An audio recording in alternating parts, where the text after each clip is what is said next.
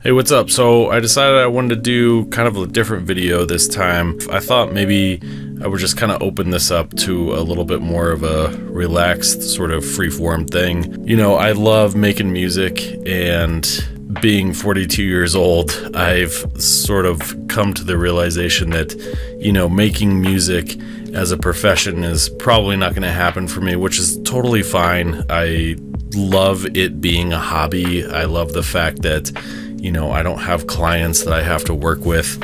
I like my day job, definitely. I also like having the freedom to spend time with my family and then come down here in the studio and make music and stuff like that. So if that's something that you're interested in, or if you're kind of in the same boat, you know, please subscribe to the channel. Another reason why I wanted to do this is, you know, I'm on the cusp of 2,000 subscribers, and I thought maybe try something different. You know, I love making videos. I love making music. It's a really tremendous hobby. If nothing else, and I often joke about this with my friends and my family, that setting all this up, having multiple cameras, being in the DAW, all the gear that I have, routing everything, editing it, I swear it's warding off dementia. And it's just, you know, using parts of my brain that I don't normally use. Anyway, I just kind of wanted to experiment a little bit with some pedals that I got here. That I've been basically creating a pedal train that plays nice with line level instruments. So I guess you could say kind of like a keyboard pedal train. And really, I've been primarily using it with the Kaossilator Pro, just experimenting with sounds. I have this Ottobit Jr from Meris, which I know in the pedal world, I'm definitely late to the game. I think this came out, I don't know, 5 years ago, which, you know, in the YouTube world, pedal world, that is ancient. I picked it up last summer, and I really have not taken it off of the board here, and primarily because of just like one thing that has just sort of blown my mind about it. I wouldn't say that the Kaossilator is amazing for beat creation, but it's pretty good. The more that I use it, the more that I sort of realize that this thing is a little bit more powerful than I think it gets credit for. It's totally over-engineered. I think probably where it really kind of lost its mojo is there's maybe 25% of the patches on here are usable, but of those 25, that 25 that's low. I wouldn't say 25. I would say it's probably more close to like 40% is usable. But if you hook it up to a pedal train, kind of like how I've got here, it kind of opens up your possibilities, and I wanted to demonstrate that a little bit and show you what I'm talking about. So with this grain beat thing, what's really cool is that as you go on the touchpad, you get different types of sequences and also different instruments, and probably the most usable drum patch on the KP3. But what's really crazy is if you go all the way down here and you just use this beat, and pro tip, I just figured this out within like the last year or so. If you hold shift and let go, it actually holds your position on the Kaossilator. Really simple beat here. Going to the Meris Ottobit here, you can tap in your tempo, and the filter on this thing is amazing. I know that a filter is kind of maybe underappreciated effect in an effects pedal, but sample rate, that you can just destroy the sample rate, and then bits, you can actually get sort of distorted effects,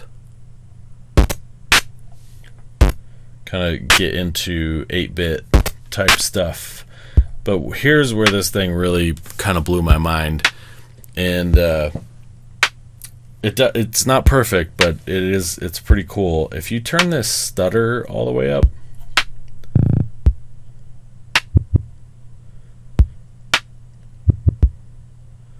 you get sort of this randomized, it's on the random setting, you get a randomized stutter to your beat, and combine that with a filter, and then if you tweak with the sequencer and the sequencer mult,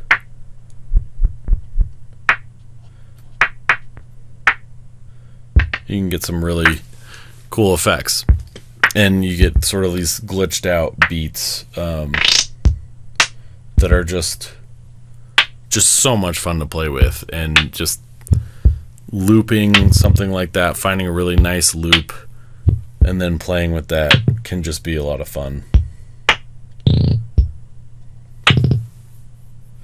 So tap into double time tempo here.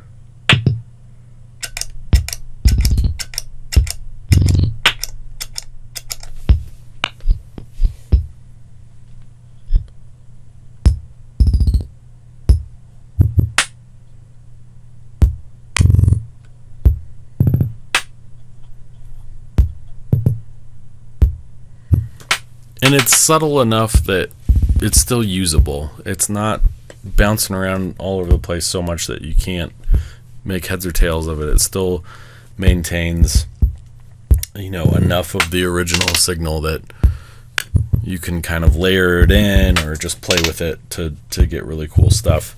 I've been going out of that into the Nightsky.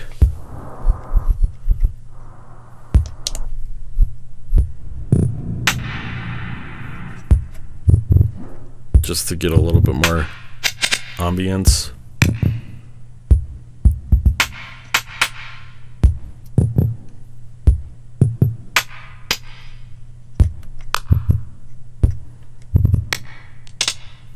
Simple effect.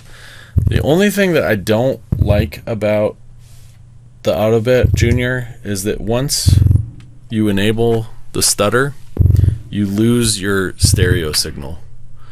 So if you are running a stereo, you know, drum machine or something like that, that you have things panned on the right or left, which I can actually demonstrate here.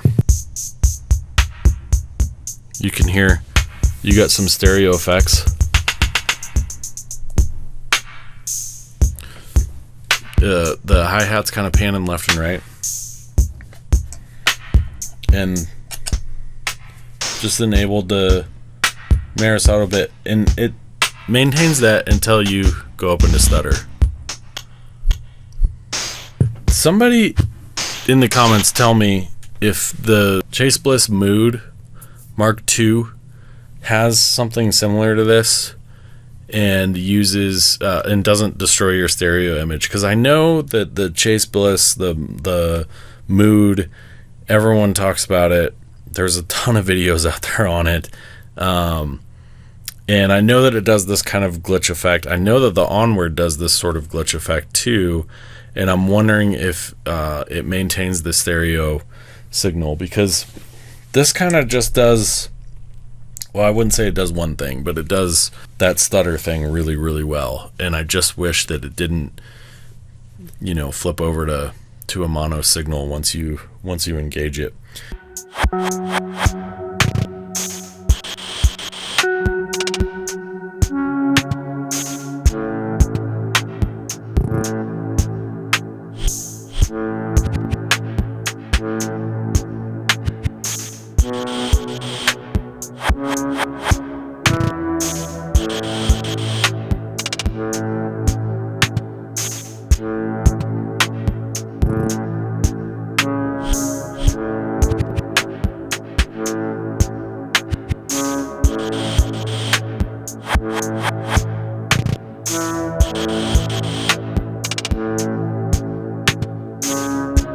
Thanks for watching, and hopefully I'll see you in a new one soonish. I want to try and do these a little bit more often, and again, if you're interested in it, subscribe, and I'll see you in the next one.